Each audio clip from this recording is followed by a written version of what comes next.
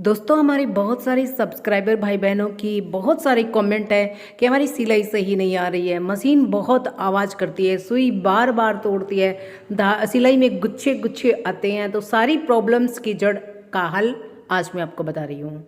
10 minute के अंदर आप अपनी पूरी मशीन को सेट करें। देखिए, सबसे पहले मशीन का हेड को खोल लेते हैं। स्क्रू को थोड़ा सा ढीला करना होता है। हेड का जो स्क्रू होता है उसको ढीला करके खोल दिया। अब ये फिट खोल दिया। इसके बाद नीडल्स को भी खोल लेंगे और इस चांद को भी खोल लेंगे। ये सारे खोलने बहुत ज़रूरी है। सिर्फ 10 मिनट में आप सब कुछ खोल करके तेल दे करके इसको साफ सफाई करके सही से सेटिंग करके आप इसको चलाएं, बिल्कुल से आपकी मशीन कोई भी प्रॉब्लम नहीं आएगी। पूरे दिन चलाएंगे तो भी कोई प्रॉब्लम नहीं आएगी। फिट और नीडल को खोल दिया है तो अब जो चांद होता है उसको भी खोल लेते हैं और उसके बाद नेक्स्ट में नीचे से शटल को खोल लेंगे। सिर्फ आपको 10 मिनट का टाइम लगेगा। मैं वीडियो बिल्कुल भी स्किप नहीं कर रही हूँ, पूरा आपको डायरेक्टली दिखा रही हूँ कि इसको और कैसे इसकी सिलाई जो खराब आती है तो किन कारणों से आती है, सुई बार बार टूटती है तो वो किन कारणों से टूटती है, तो वो मैं आज आपको दिखा रही हूँ। तो आप देख सकते हो यहाँ पे चांद भी हमने यहाँ पे खोल लिया। दो इसमें पेज होते हैं तो दोनों स्क्रू को खोल करके साइड में रख लें और चांद को भी रख दिया है। अब यहाँ पे शटल खोल लेते हैं। शटल में भी दो नट होते हैं, उनको आप इस तरह से मशीन को थोड़ा टेढ़ा करके और शटल के दोनों नट को बड़े वाली पेचकस से आपको खोलना है, क्योंकि छोटे वाला पेचकस के आप पे काम नहीं करता है। चांद को आप छोटे जो हमारा होता है उससे भी खोल सकते हैं और जो शटल होता है उससे आपको बड़े वाला पेचकस होता है उससे इस तरह से दोनों स्क्रू खोल करके शटल को निकाल लेना है। शटल को निकालने के बाद आप इसकी पूरी अच्छे से सफाई करें। नीचे से जो इसकी सारी पाइप हैं इनको पोंछें। इस कॉटन के कपड़े से इसकी साफ सफाई करनी है। इसके बाद पूरे जो इसके नट्स होते हैं सभी के अंदर ऑयल देना है।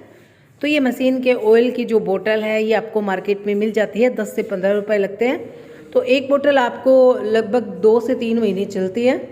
अगर हम घरेलू करते हैं तो अगर हम सिलाई का वर्क करते हैं तो उसके लिए शायद एक बोतल आपको 10 से 15 दिन इतने ही चले, क्योंकि ऑयल डेली देना बहुत ज़रूरी है। अगर आप मशीन का काम करते हैं तो आपको ऑयल इस तरह से देना चाहिए।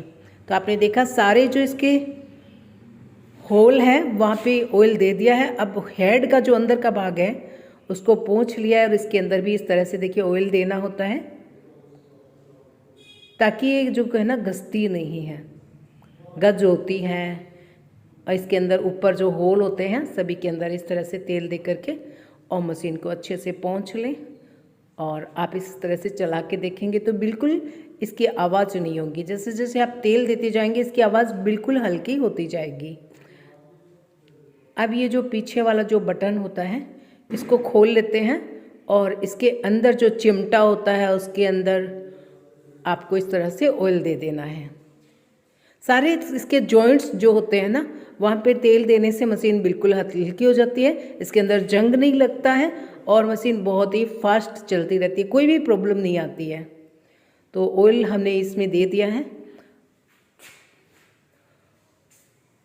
ऑयल देने के बाद फिर से जो ये देखिए चांद, इसके अंदर क्या होता है कि ये जो होल होता है ना जिसके अंदर से निडल जाती है, कई बार ये होल ख़राब हो जाता है तो सुई टूटती रहती है। तो आप इस छोटे वाले पेचकस से या फिर जो रेजमाल आता है ना उससे थोड़ा सा इसको इस तरह से घस लें। इससे क्या है, धागा नहीं तोड़ेगी। मशीन बार बार धागा तोड़ती है तो इसको, क्योंकि थोड़ा स्क्रैच लग जाता है सुई के टच होने से, स्क्रैच लगने से ये बार बार धागा तोड़ती रहती है। तो इस चांद का जो होल होता है उसको आप थोड़ा सा घस करके एकदम फिनिशिंग कर लें और उसके बाद वापस से इसको सेट करें। तो दोनों जो स्क्रू होते हैं वो यहाँ पे सेट कर दिए हैं।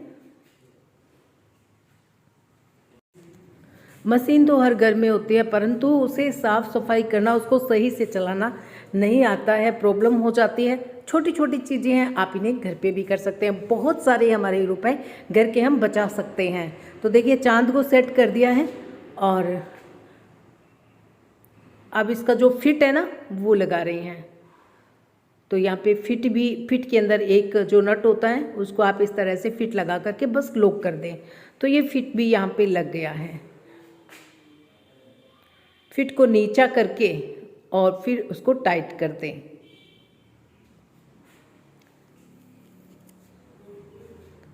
तो फिट सेट हो गया है। अब चलते हैं नीचे शटल की तरफ में।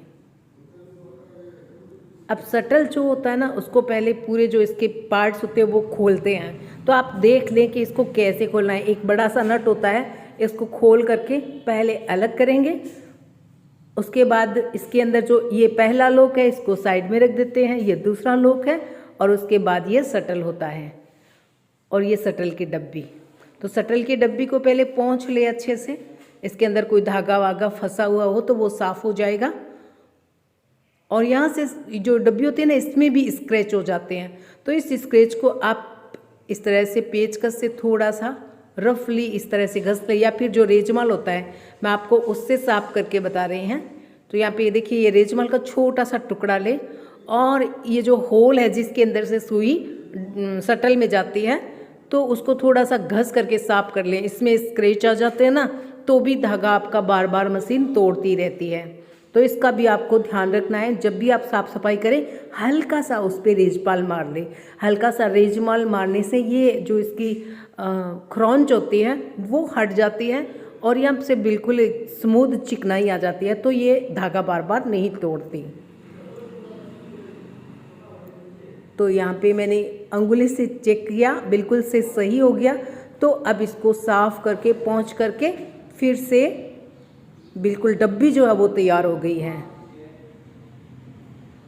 तो ये होती है हमारी शटल की डब्बी। और शटल जो गोल गोल होता है वो शटल होता है। तो शटल के ऊपर भी एक नोक होती है, वो भी हो सकता है। ये लॉक पिन होती है।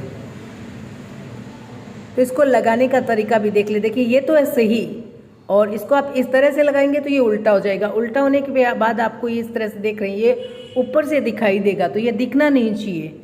तो ये देखिए, इस तरह से आप लगाएंगे तो ये बिल्कुल बराबर में अच्छे से सेट होगा, बिल्कुल ऊपर से नहीं दिखेगा, और ये सही से लॉक पिन सेट हो जाती है। उसके बाद में इसकी जो स्क्रूप वाली पिन होती है उसको लगा करके और फिर स्क्रूप को टाइट कस दें। ध्यान रखिए, इस टाइम पे आप हाथ में ना लें डब्बी को, नहीं तो ये हाथ पे लेकर के कई बार पेज को लॉक करते हैं ना, हाथ पे लग जाती है। अब ये हो गया शटल। अब देखिए, शटल में कई बार इस तरह से ये नोक जो धारदार हो जाती है, तीखी, तो इस नोक को आपको इस तरह से घस लेना है। हल्का हल्का रेजमाल मारेंगे तो इसका जो तीखापन है वो ख़त्म हो जाएगा, और ये बिल्कुल से स्मूथ हो जाएगी, धागा नहीं काटेगी। तो ये जो मैंने आपको शटल संबंधित जानकारी दी, इसका आप पूरा ध्यान रखिएगा। अगर आपकी मशीन बार बार धागा तोड़ती है तो इससे आपके धागे बिल्कुल नहीं टूटेंगे। बिल्कुल से चिकनी और स्मूथ हो गई है, क्योंकि थोड़ी सी तीखी हो गई थी, और तीखी होने की वजह से ही ये धागा तोड़ती रहती है। क्योंकि जैसे ही धागा टच करता है, तीखापन होता है, काट देती है, और थोड़ी सी चिकनी हो जाती है तो धागा पास से चलता रहता है, काटती नहीं है। अब इस शटल को डब्बी के अंदर डालेंगे, और फिर शटल आप लगाना भी अच्छे से देखें, ताकि आपको शटल लगाते समय कोई प्रॉब्लम नहीं आए। शटल में थोड़ा सा ऑयल डालते हैं, फिर जहाँ पे डब्बी लगाते हैं ना, वहाँ पे थोड़ा सा उसको घस दें। जो एक हिस्सा इसका अंदर अटैच रहता है मशीन के, उसको थोड़ा सा घस लें, और यहाँ पे हम डब्बी को सेट करेंगे। तो इसके अंदर आपको यहाँ पे वापस डब्बी को सेट करना है, फिर स्क्रूप से इसको लॉक करना है। अब इसकी भी एक पहचान होती है कि आपने डब्बी को सही से सेट किया या नहीं किया। जो शटल की डब्बी है उसको, तो उसकी भी मैं आपको बताऊंगी। पहले इसको टाइट कर लेते हैं। तो दोनों स्क्रूप्स को पहले आप सही से सेट करके, जो पीछे वाले होल है ना, उनसे मैच करके और स्क्रूप लगा दें। स्क्रूप जब टाइट हो जाए तो आप पीछे से चेक करें इसको कि आपका शटल जो है सही से लगा कि नहीं लगा। तो डब्बी को अच्छे से टाइट कर दिया है। अब ये देखिए, यहाँ पे बिल्कुल भी होल नहीं है, मतलब छेद नहीं है, बिल्कुल भी डिस्टेंस नहीं है, एकदम से डब्बी जो है चिपकी हुई है पीछे वाले हिस्से से। तो ये शटल जो है सही से लग गया है। तो ये इसकी पहचान होती है। अगर इसके अंदर थोड़ी डिस्टेंस होती है ना, तो आप समझ लीजिए आपकी शटल की जो डब्बी है सही से नहीं लगी है, इसीलिए उसके बीच में डिस्टेंस रह जाती है।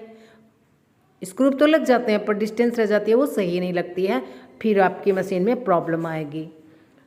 तो शटल को मैंने आपको खोल करके साफ करके अच्छे से लगाना बता दिया। धागा क्यों तोड़ती है, निडल्स की नोक क्यों ख़राब हो जाती है, वो भी मैंने कारण बताएं, उनको आप वैसे ही फॉलो कीजिएगा। अब सुई के चपटे वाले भाग को अंदर की तरफ डालते हुए और इसको हम यहाँ पे लॉक कर देते हैं। तो साइड का जो स्क्रू होता है ना, उससे इसको इस तरह से टाइट कर दें। और अगर आपकी सुई टेप मारती है, नीचे से धागा खराब आता है, गज आपकी सही से नहीं है, तो वो भी मैं आपको नेक्स्ट वीडियो बताऊंगी कि गज को सही कैसे करें ताकि सिलाई बराबर से सही आए। हेड को वापस लगा दिया है, जो मशीन का हेड होता है ना, वो भी लगा दिया है। चक्री डाल करके इसकी आपको सिलाई बता देते हैं। इस तरह की अगर आप इसकी रिपेयरिंग कर लेते हैं घर पे ही, तो आपके सैकड़ों रुपए तो बचेंगे ही, साथ में आपकी मशीन बहुत ही अच्छी सिलाई भी देगी और आपकी जानकारी नॉलेज भी बढ़ेगा कि आपको मशीन घर पे कैसे ठीक कर लेना चाहिए। तो 10 से मिनट के अंदर आप इसको पूरा ऑयल दे करके इसके शटल को साफ करके और मशीन को सही कर सकते हो। मेन चीज़ इसकी होती है तो वो शटल ही होता है। शटल और उसके आसपास की जो एरिया है जहाँ से धागा कटता है, जहाँ से सिलाई आती है, अगर वो सही होगी तो आपकी सिलाई आप देख सकते हो ऊपर से नीचे से कितनी बढ़िया बिल्कुल परफेक्ट सिलाई आ रही है। मशीन हमारी ओके हो गई है। वीडियो आपको कैसे लगा कमेंट करके ज़रूर बताइएगा, और जिन्हें भी ये प्रॉब्लम है वीडियो को ज़्यादा से ज़्यादा शेयर कीजिएगा। Thank you.